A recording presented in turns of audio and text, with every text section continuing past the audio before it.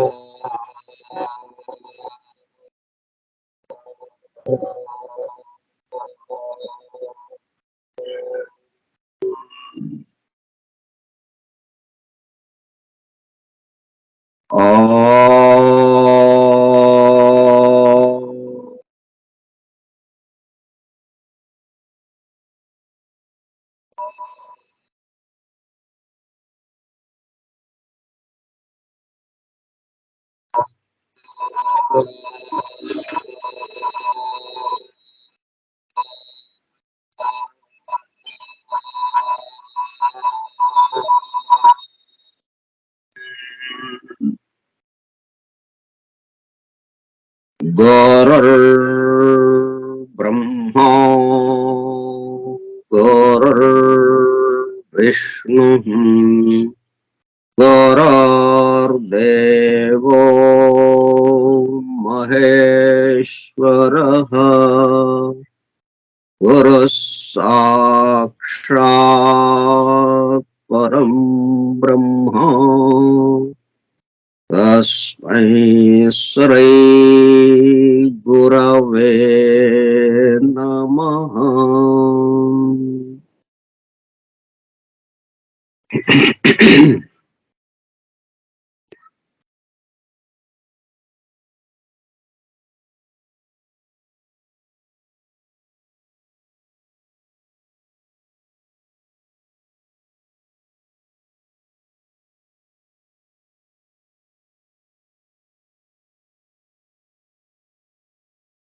Vasudeva hallelujah. The hidden wisdom in the Holy Bible. నిగూఢముగా రహస్యముగా దాగి ఉన్న దైవమే పరిశుద్ధ బైబిల్ గ్రంథము. బైబిల్ రహస్య ప్రకాశము. స్కైప్ గ్రూప్ సోదర సత్యాన్వేషక బృందమునకు స్వాగతం. అందరకు నమస్కారం.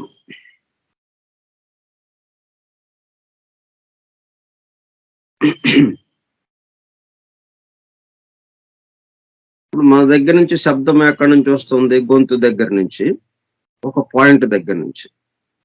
అంతకుముందు ఆ సౌండ్ లేదు. ఒక బిందువు దగ్గర నుంచి ఆ సౌండ్ ప్రారంభమైంది. హఠాత్తుగా అది ప్రారంభమైందా?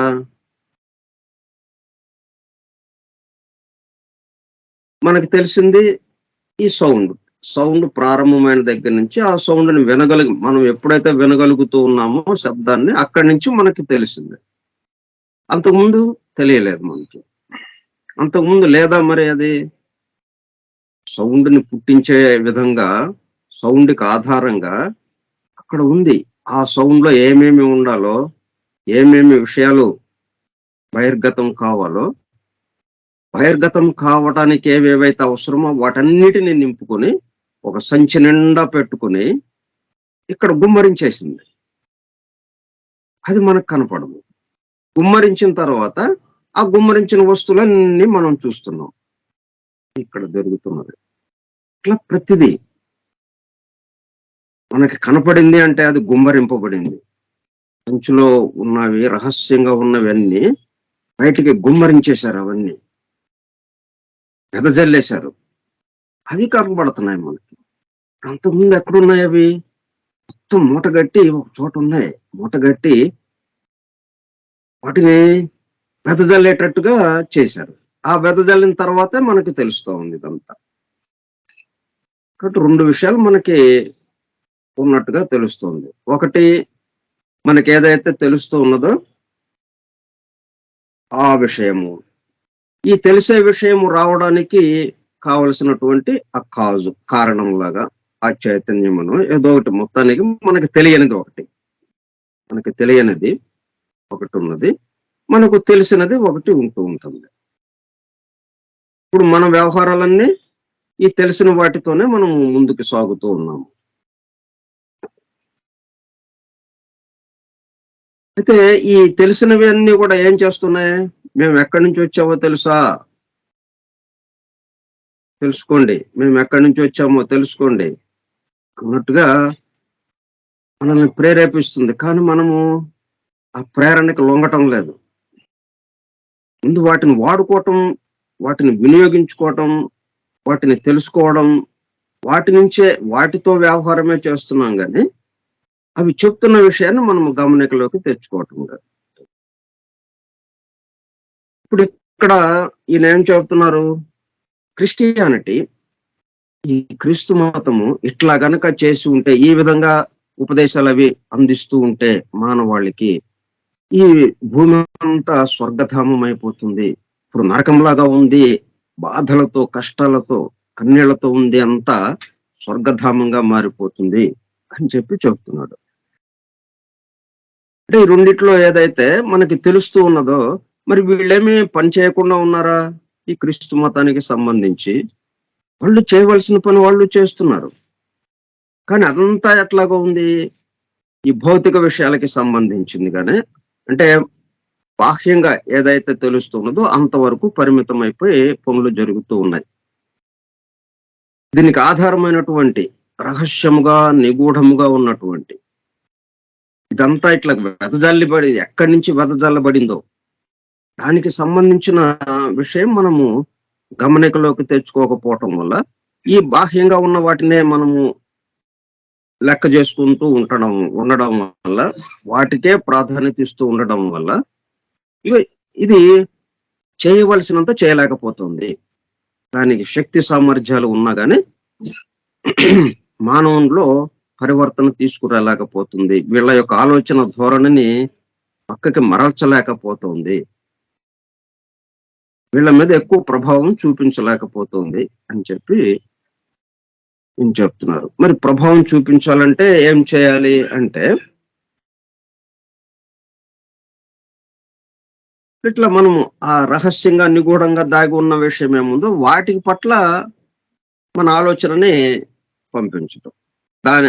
దాని గురించి ఆలోచించేటట్టు చేయటం.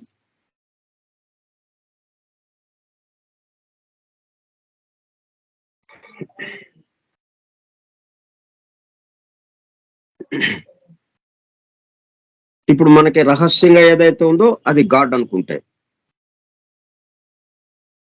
ఇది వ్యక్త రూపము, అది అవ్యక్తము. ఈ అవ్యక్తానికి వ్యక్తానికి ఉన్నటువంటి సంబంధం ఇది గనక మనకి వివరించగలిగితే, అప్పుడు దీనికి ప్రాధాన్యత తగ్గిపోయి దానికి ప్రాధాన్యత ఇవ్వటం మొదలవుతుంది. మనకేంటంటే ఎంతవరకు తెలుసో ఆ తెలిసిన వాటిల్లో ఏది ముఖ్యమో దాన్ని పట్టుకుంటాం మనం. ఏదైనా కానీ పనికిరానిదో లేకపోతే చాలా చిన్నదో వాటిని పట్టుకుని ఊరేగం కదా మనం. ఉన్న వాటిలో ద బెస్ట్ అనే కదా మనం ఎక్కడికి వెళ్ళినా కానీ, షాపుకి వెళ్ళినా, ఒక వస్తువు కొంటున్నా కానీ, బట్టలు కొంటున్నా కానీ ద బెస్ట్ అన్నదే చూస్తాం మనం ఉన్న వాటిల్లో. అట్లాగే ఇప్పుడు మనకి తెలిసింది ఆ వ్యక్త రూపానికి సంబంధించిందే గాని, ఎక్కడి నుంచి అయితే ప్రారంభం అవుతుందో ఆ ప్రారంభానికి ముందు ఏదైతే ఉందో, ఈ ప్రారంభించడానికి ముందు దాని వైపు కూడా వెళ్ళామనుకోండి, అప్పుడు మన ప్రాధాన్యాలు మారిపోతాయి. ఎందుకంటే దీనికన్నా ఇంకా ద బెస్ట్ అక్కడ ఉంది. దాంతో అటువైపుకి మరలుస్తాం మనం. అది తెలియక మనము ఇక్కడ ఈ చిన్న చిన్న వాటిని పట్టుకుని ఇదే బెస్ట్ అనుకుని ఇక్కడ తిరుగుతున్నాం గాని మనమేమీ తెలివి తక్కువడం కాదు. మనకి ఇది అందుబాటులోకి ఉన్నంత వరకే మనం చూస్తున్నాం గాని, అది కూడా మనకు అందుబాటులోకి వస్తే వెంటనే దాంట్లో ఉన్న ద బెస్ట్ ఎతుక్కుంటాం మనం. అప్పుడు ఏమవుతుంది, చక్కగా ఆ దైవానికి మనకున్న సంబంధం తెలిసిపోతుంది. ఆ దైవానుభూతిలోకి మనం వెళ్ళిపోవటానికి వీలవుతుంది. అప్పుడు అందరూ దైవానుభూతిలోకి వెళ్ళిపోయేటప్పటికల్లా ఈ భూమి అంతా స్వర్గధామంగా మారిపోతుంది. అంత కెపాసిటీ ఉంది ఈ క్రిస్టియానిటీకి. అయితే దాని యొక్క teachings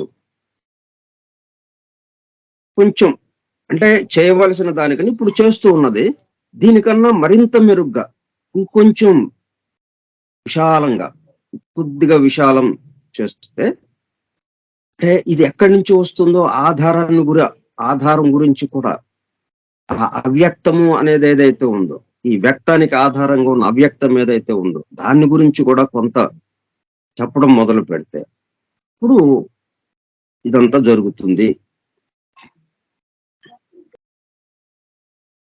if Christianity can truly illumine human minds, then మరి మనలోనే ఆ వెలుగు ఉన్నదనేది తెలిసిపోతుంది. అంటే శబ్దం ఎక్కడి నుంచి వస్తుంది, ఒక పాయింట్ నుంచి మనకి తెలుస్తుంది శబ్దం వచ్చింది అని. ఆలోచన ఎక్కడి నుంచి వస్తుంది, ఒక పాయింట్ నుంచి ఆలోచన మనకి తెలియటం మొదలు పెట్టింది. ఇట్లాగా సరిహద్దు రేఖ ఉందలాగా, నిలువు గోడగా, ఒక గోడలాగా ఉందప్ప, నిలువుగా. అక్కడి నుంచి తెలుస్తుంది, దాని వెనక తెలియటం లేదు. ఇదిగో ఇవి రెండు ఉన్నాయి, దీనికి ఆధారమైంది అది. అది ఉన్నందువల్ల ఇక్కడ ఇవన్నీ వస్తున్నాయి. కాబట్టి వీటికన్నా ఇంకా దాన్ని పట్టుకుంటే ఇంకా ఎక్కువగా మనకి సంతోషం, సుఖము రావటానికి అవకాశం ఉంటుంది అన్నట్టుగా. అది అసలైన వెలుగు. అది ఎక్కడుంది, మనలోనే ఉంది. ఎందుకంటే మన శబ్దం మనకు అన్ని తెలుస్తూనే ఉన్నాయి, ఎక్కడ మనలోనే తెలుస్తూ ఉన్నాయి. ఆ తెలియడానికి, తెలపడానికి ఆధారంగా ఉన్నది కూడా మనలోనే ఉంది. ఆధారం లేకపోతే మనకి తెలియటానికి అవకాశం లేదు కదా.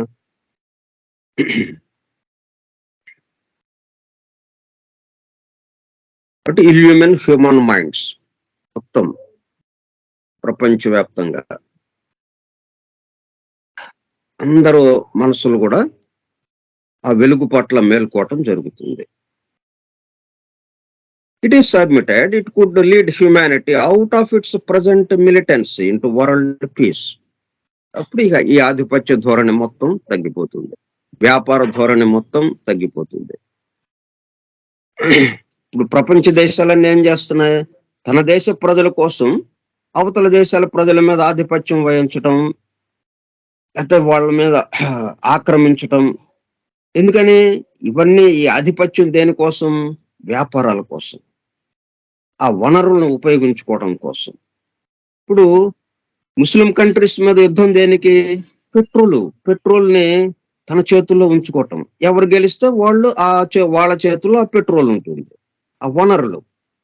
ఆ వనరులని ఉపయోగించుకోవటం, వనరులని తమ చేతుల్లోకి ఉంచుకుని ఆ వనరుల ద్వారా వచ్చే ఆదాయము తమ దేశ ప్రజలకి, తమ దేశము అనుభవించటము అన్నట్టుగా ఆ మాదిరిగా సాగుతూ ఉందన్నమాట.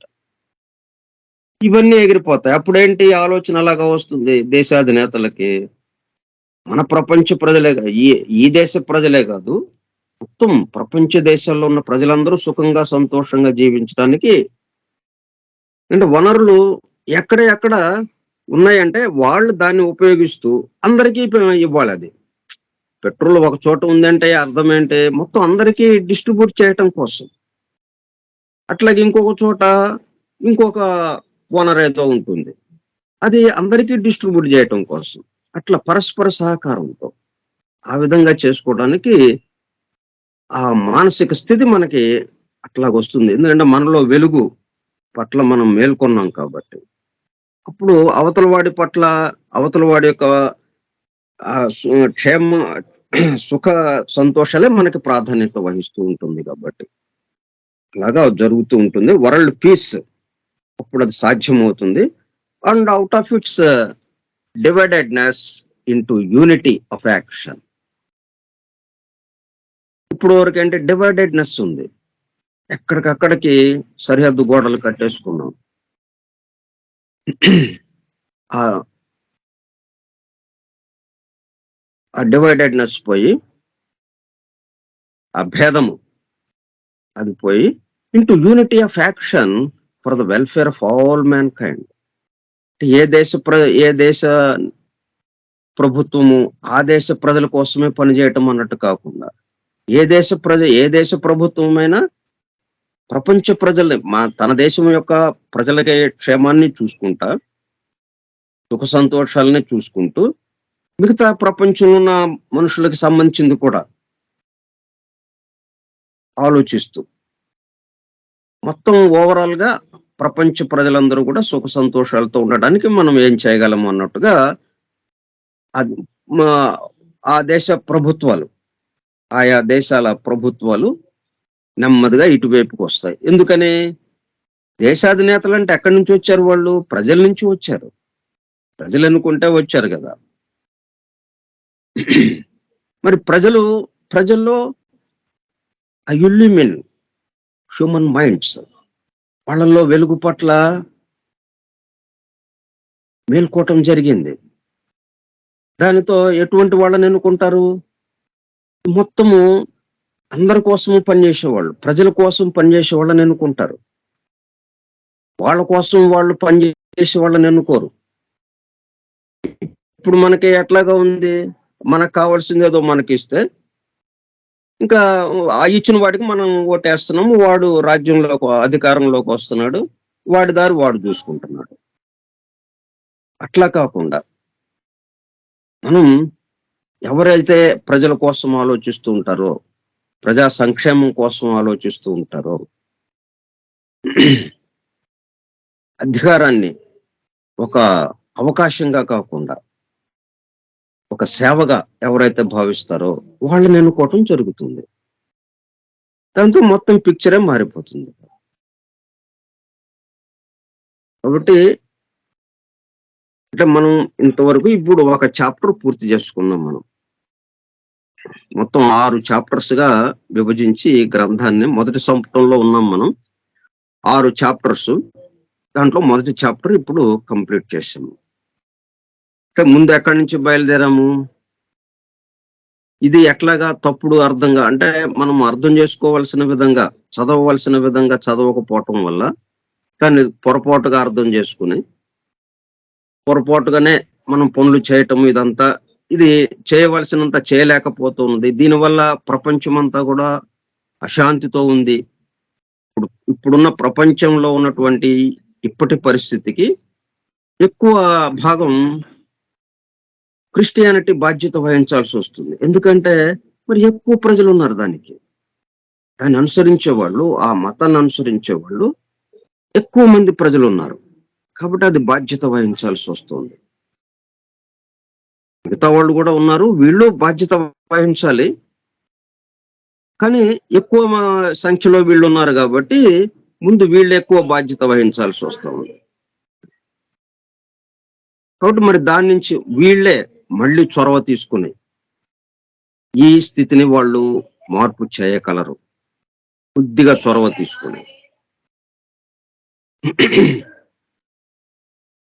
అంటే ఈ వ్యక్తమైతే ఏవైతే ఉన్నాయో ఈ బాహ్యంగా ఈ రూప జగత్తుకు సంబంధించి, ఈ వ్యక్తానికి సంబంధించి, ఈ భౌతిక విషయాలకి మనకి అందుబాటులో ఉన్నటువంటి విషయాలకి సంబంధించింది కాకుండా దీనికి ఆధారమైనది ఏదైతే ఉందో అవ్యక్తం నుంచి ఇది వచ్చింది అన్నది ఒకటిగా గుర్తుపెట్టుకుని దానికేసు కూడా వెళ్ళి అక్కడి నుంచి ఆ స్థాయి నుంచి బోధ జరుగుతూ ఉంటే డైరెక్ట్ నాలెడ్జ్ ప్రతి వాడిలో కూడా, అంటే ఒక చోట ఉన్నాడు అనేది కాకుండా, దైవము అంటే ఒక ప్రాంతానికో ఒక వ్యక్తికో ఇట్లాగా పరిమితం చేయకుండా సమస్తము ఆయనతో నిండి ఉన్నది. కాబట్టి అందరిలోనూ ఆయన ఉన్నాడు అన్నది మనలో దాని పట్ల మేల్కొనేటట్టు చేయటం. ఇలాగా చేస్తే మనకి మళ్ళా ఇదే ఇప్పుడు ఏదైతే బాధ్యత వహించాలి ఇప్పుడున్న అశాంతికి అని మనం అంటున్నామో, శాంతికి కూడా అదే తీసుకురాగలదు. ఇంత శక్తి సామర్థ్యాలు ఉన్నాయి దానికి. కానీ ఎవ్వరం కూడా మనందరము ఎవరిని పలకరించినా ఇంకా చేయాలి అని అంటాం. ఇంకా పూర్తి శక్తి సామర్థ్యాలు మీరు ఉపయోగించటం లేదు. కొద్దిగానే చేస్తున్నారు. అన్నట్టుగానే ఉంటుంది. ఎవరిది చూసినా గాని, ఎవరి జీవితం చూసినా కొంత మేరకు వచ్చి ఆగినట్టుగా ఉంటుంది. అంటే ఇంకా ఏం చేయాలి? దీనికి ఆధారమైనది ఏదైతే ఉందో, ఆ జీవం కేసు, ఆ చైతన్యం కేసు గూడా వాళ్ళ యొక్క దృష్టి వెళ్ళాలి. అప్పుడు మనం పూర్తి కెపాసిటీతో పనిజేయటం మొదలుపెడుతుంది. సో, అది మనం ఈ చాప్టర్‌లో నేర్చుకున్నాము. మరి అట్లాగా వెళ్ళాలి అంటే, ఈ పవిత్ర గ్రంథమే ఆధారం మరి. ఇప్పటి వరకు ఏ పవిత్ర గ్రంథంతో అయితే ఈ అశాంతిని తీసుకొచ్చామో, ఎక్కువ మందిని ప్రజల్ని ఆకర్షించినప్పటికీ, ప్రపంచంలో అత్యధిక సంఖ్యాకులైన ప్రజల్ని ఆకర్షించి, ఈ మతాన్ని అనుసరించే వాళ్ళుగా చేసినప్పటికీ, ఏ గ్రంథంతో అయితే అలాగా చేశామో, అదే గ్రంథంతో శాంతిని గూడా మనము ప్రతిష్ఠించగలము. ఎట్లాగా మరి? అంటే దాంట్లో ఉన్న విషయాలు నిగూఢముగా, రహస్యముగా దాగి ఉన్న అర్థాలేంటో, అది ఇచ్చినటువంటి భాష ఏ పద్ధతిలో ఉందో, అంటే మనం మామూలుగా వాడుక భాషలాగా మనం దాన్ని అర్థం చేసుకోవాలా? దాంట్లో ఇంకేదైనా రహస్యముగా ఉపదేశించేటట్టుగా ఏదైనా ఉందా? ఒక సంకేతముగా ఏదైనా ఉందా? అనేది ఇప్పుడు రెండో చాప్టర్‌లోకొస్తుందనమాట. ఇప్పుడు మనం రెండో చాప్టర్‌లోకి అడుగు పెడదాం.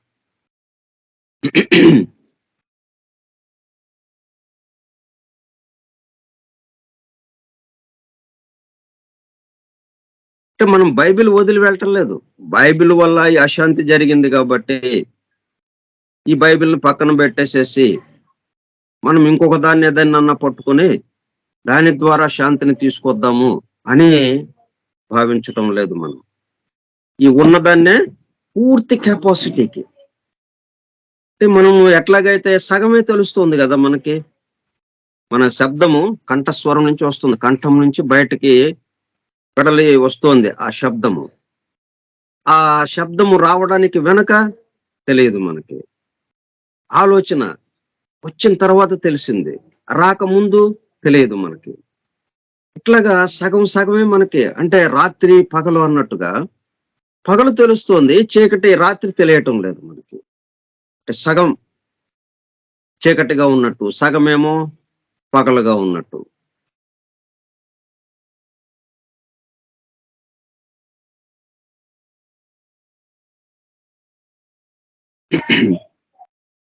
అంటే మనకి సగం తెలుస్తోంది.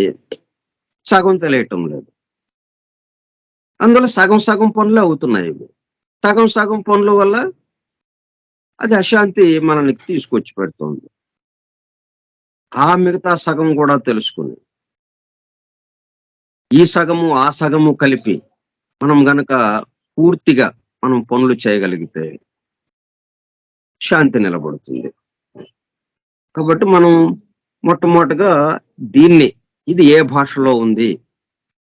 ఈ వాక్యాలు ఏమి అర్థం ఇస్తున్నాయి? దీంట్లో రహస్యముగా, నిగూఢముగా ఉన్న విషయం ఏమైనా ఉందా? ఈ విషయాలు మనము నెక్స్ట్ ఇక చర్చించుకోబోతున్నాం. The symbolic language.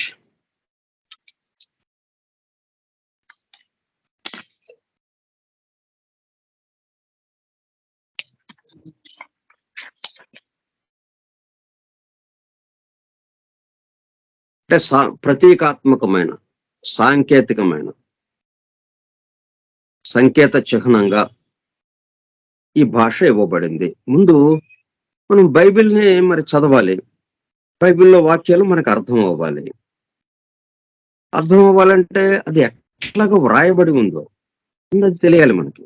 ఏ పద్ధతిలో రాయబడి ఉందో అది తెలిస్తే, అప్పుడు దాన్ని మనం అర్థం చేసుకోవడానికి అవకాశం ఏర్పడుతుంది. దాంట్లో ఉన్న విషయం ఏంటో మనకి తెలుస్తుంది. తెలియడమే కాకుండా అది మనలో వెలుగు పట్ల మేల్కొనేటట్టు చేస్తుంది. పవిత్ర గ్రంథాలు ఇచ్చింది దేనికి? ముఖ్యంగా ఈ కలియుగానికి సంబంధించి ఇచ్చిన గ్రంథాలన్నీ కూడా దేనికోసం? అది చదివినంత మాత్రాన, ఉచ్చరించినంత మాత్రాన, ఆ శబ్దాలను ఉచ్చరించినంత మాత్రాన, ఆ వాక్యాలను ఉచ్చరించినంత మాత్రాన మనలో ఆ వెలుగు పట్ల మేల్కొనటం జరుగుతుంది. వెలుగు మేల్కోవటం కాదు, వెలుగు ఎప్పుడు మేల్కొనే ఉంది అక్కడ. దాని పట్ల మనం నిద్రపోయాము. పట్టపగలు సూర్యుడు దేదీప్యమానంగా వెలుగుతున్నాడు, ఒకడు గాఢ నిద్రలో ఉన్నాడు. వాడికి సూర్యుడు లేడు కదా. అట్లాగా మనం నిద్రలో ఉన్నాం దాని పట్ల. అది మేల్కొనేటట్టుగా చేయటానికి, ఆ వెలుగు పట్ల మేల్కోవటానికి, మేల్కొనేటట్లుగా చేయటానికి ఇవ్వబడ్డ గ్రంథాలు అవి. పెద్ద ఎక్కువ శ్రమతో కాకుండా వాటిని ఏదో బాగా చదవాలి, దాంట్లో ఉన్న లోతైన అర్థాలేవో తెలుసుకోవాలి, వాటిని సాధన చేయాలి అన్న అంత కష్టం ఏమీ లేకుండానే ఉచ్చరించినంత మాత్రాన మనలో ఆ వెలుగు పట్ల మేల్కోవటం అనేది జరుగుతుంది. అట్లాగే ఇవ్వబడింది అది. ముందుగా అది ఒకటి, ఆ భావం మనకి, అంటే దాని పట్ల మనము భక్తి భావము, ఇది మనల్ని తీరం చేర్చేది, ఒడ్డు చేర్చేది ఇది. మనం సముద్రంలో అల్లకల్లోలంగా ఉన్న సముద్రంలో, దరి తెన్ను లేని సముద్రంలో ఎక్కడో ప్రయాణంలో ఉన్నాం. మనం ఒడ్డు చేరాలి. ఒడ్డు ఎక్కడుందో కూడా తెలియటం లేదు, తీరం ఎక్కడుందో తెలియటం లేదు. తీరాన్ని చేరుస్తుంది ఈ పవిత్ర గ్రంథం. ఎట్లాగా? చదివినంత మాత్రాన, ఉచ్చరించినంత మాత్రాన, మన కంఠస్వరాన్ని మనము విన్నంత మాత్రాన. అంటే మన కంఠస్వరంలో వస్తున్నాయంటే అర్థం ఏంటి? ఆ వెనుక ఉన్న వెలుగు ఏదైతే ఉందో ఆ వెలుగు నుంచి వస్తున్నాయి ఇవి. ఆ వెలుగు గుమ్మరిస్తుంది ఇవన్నీ, ఇంత అనేకత్వాన్ని. ఆ ఏకత్వం ఒకే ఒక వెలుగైతే ఏదైతే ఉన్నదో ఆ ఒకే వెలుగు మొత్తం గుమ్మరిస్తూ ఉందన్నమాట ఇవన్నీ. ఈ అనేకత్వంలో పడిపోయి అదేంటి ఇదేంటి అని చూసుకోవటం సరిపోయింది మనం. ఇవన్నీ కలిపి ఒకటి దగ్గర నుంచి వచ్చింది, ఒకటే ఇన్నిగా మారింది అన్న విషయం మనకి గమనికలోకి రావటం లేదు. ఇప్పుడు అది గమనికలోకి వస్తుంది మనకి. మన కంఠస్వరాన్ని మనం వింటూ ఆ పవిత్ర గ్రంథంలోని వాక్యాలను చదువుతూ ఉంటే అట్లాగే ఇవ్వబడ్డాయి ఈ పవిత్ర గ్రంథాలు. అందుకే సింబాలికల్ లాంగ్వేజ్ లో ఇవ్వబడింది. అంటే అనేకత్వంలో ఉన్నవాడు ఏకత్వంలోకి వెళ్ళటానికి వీలుగా ఇవ్వబడ్డవి ఇవి. వేరే ఏం లేదు, ఇంకా సాధనలు ఏం లేదు, నథింగ్. ఆ పద్ధతిలో ఇవ్వబడింది the symbolic language. Some general principles, ఆ గ్రంథంలో ఉన్న విషయాలు ఎట్లా గవించారు సూత్రాలుగా. సమ్ జనరల్ ప్రిన్సిపల్స్, సూత్రాలుగా, సిద్ధాంతాలుగా, ఒక సాధారణమైనటువంటి దేనికైనా కానీ ఒక సూత్రం ఉంటుంది, ఒక సిద్ధాంతం ఉంటుంది, ఒక లాజిక్ ఉంటుంది. ఈ పని ఎందుకు చేసేవా అంటే ఇదిగో దీనికోసం చేశాను అని మనం ఒకటి చెప్తాం కదా, అదే సూత్రము, అదే సిద్ధాంతం. ఆ సిద్ధాంతం ప్రకారం ఈ పని చేశాం. ఏదో ఒకటి ఆధారం పెట్టుకోకుండా గుడ్డెద్దు చెల్లో పడ్డట్టు చేయం. ఏ పని చేసినా అది తప్పో ఒప్పో, మంచో చెడో, పాపము పుణ్యము, తెలివి తక్కువ పనో తెలివి గల పనో, ఏ పనైనా కావచ్చు, దానికి ఒక సిద్ధాంతం పెట్టుకుంటాం మనం.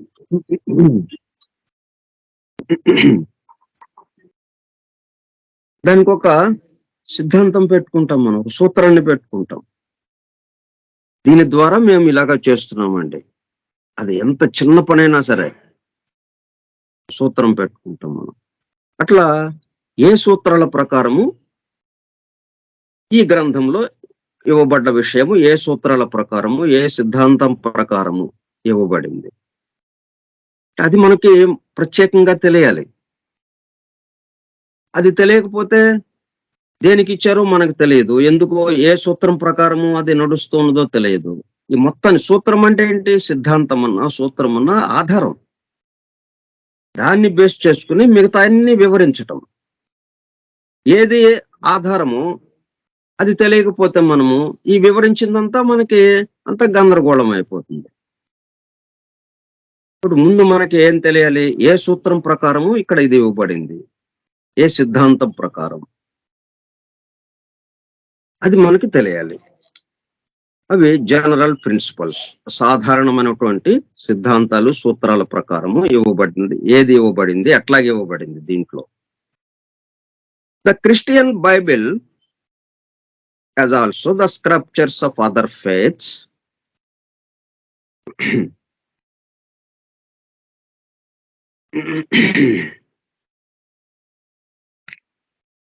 క్రీస్తు మతాన్ని అనుసరించే వాళ్ళు అత్యంత పవిత్రంగా భావించే, అంటే దైవాన్ని ఎంత పవిత్రంగా భావిస్తారో ఆ దైవానికి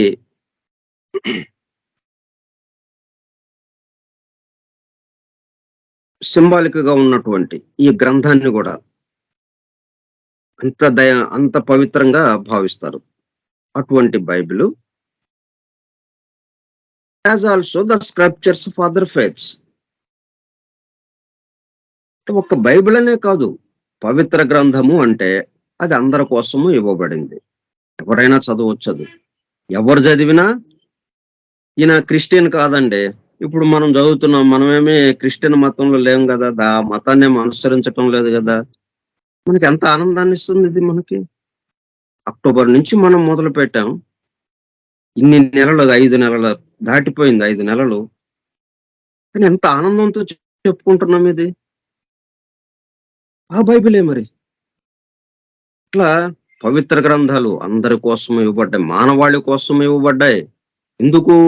వారిలో ఉన్నటువంటి ఆ వెలుగు పట్ల మేల్కొంటానికి. ఎవరైనా చదవచ్చు, అది ఎవరు చదివితే వాళ్ళకి ఆ వెలుగు పట్ల మేల్కోవటం జరుగుతుంది.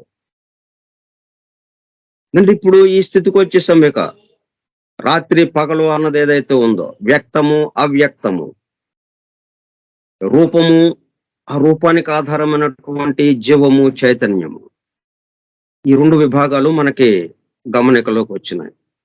మనకి ఏది కనిపిస్తున్నా గానీ దీనికి వెనక ఒకటి ఉన్నది. ఇది కనిపించేటట్టు చేసింది మనకి. ఆ ఒకటి ఏదైతే ఉందో, కనిపించేటట్టు ఏదైతే చేసిందో అది ఒకటే. కనిపించినవి మాత్రం అనేకం. ఒకటి అనేకాన్ని ప్రసవిస్తూ ఉన్నది. అన్ని మూటగట్టి ఒక గోతంలో కట్టేశాం. ఇప్పుడు అది 20 గోతాలు 30 గోతాలు అంటామా?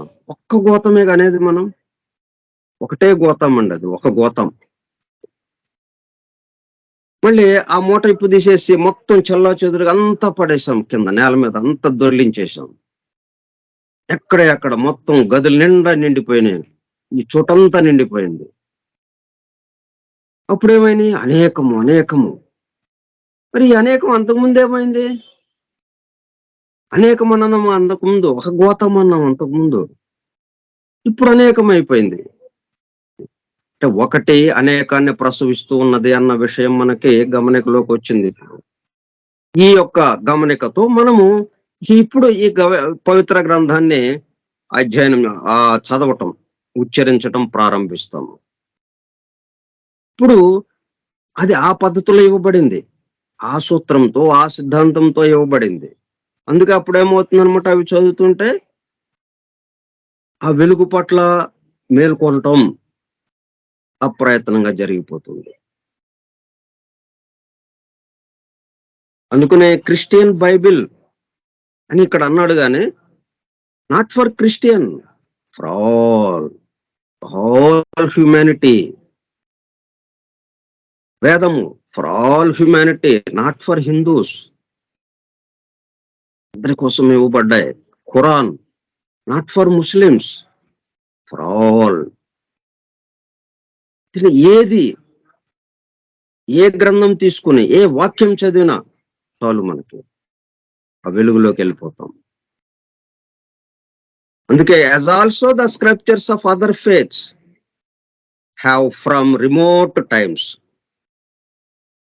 ఇవి ఇప్పుడే కావు కదా, కాలానుగుణంగా మారుతూ వస్తున్నాయి తప్పితే, మన యొక్క ఆ యుగంలో ఆయా యుగాల్లో ఉన్నటువంటి మానవుడి యొక్క వికాసానికి అనుసారంగా వాళ్ళకి అర్థమయ్యేటట్టు చెప్పడం కోసం అవి మార్పులు చేర్పులతో వస్తున్నాయి. కానీ ఈ సృష్టి ఎప్పటి నుంచి ఉందో అప్పటి నుంచి ఉన్నవే ఈ పవిత్ర గ్రంథాలు. వాటి కొత్తగా వచ్చినవి కావు ఇవి.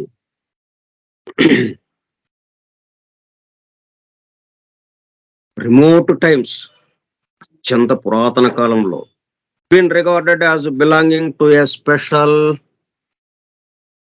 even unique category of literature.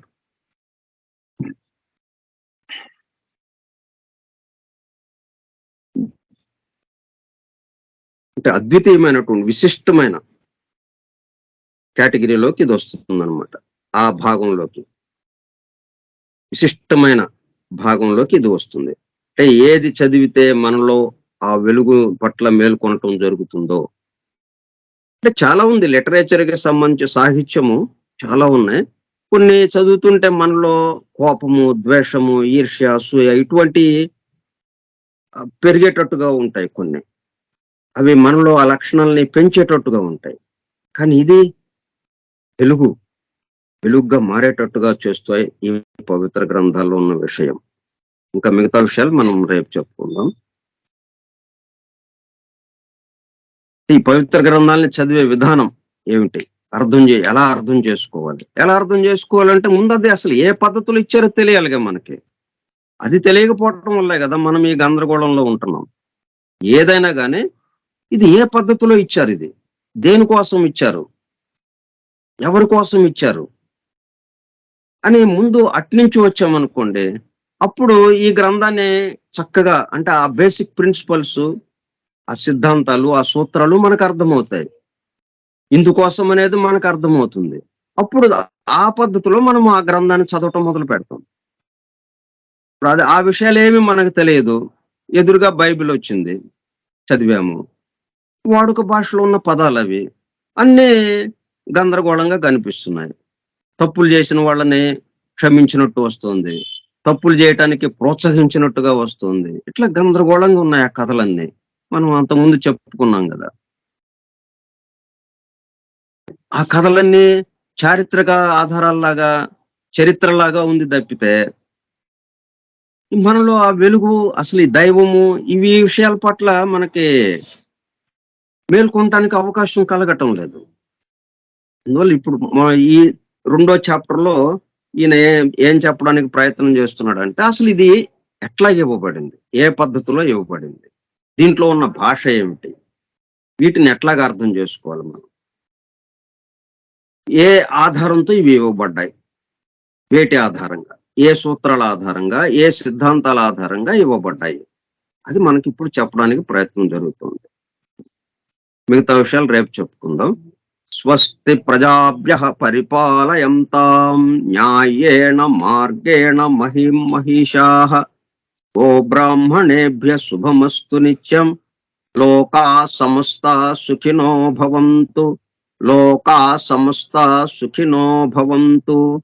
లోకా సమస్తా సుఖినో భవంతు. ఓం శాంతి శాంతి శాంతి. ఓపికగా ఉన్నటువంటి సోదర సత్యాన్వేషక బృందమునకు ధన్యవాదములు. Thank you all. Vasudeva. Hallelujah.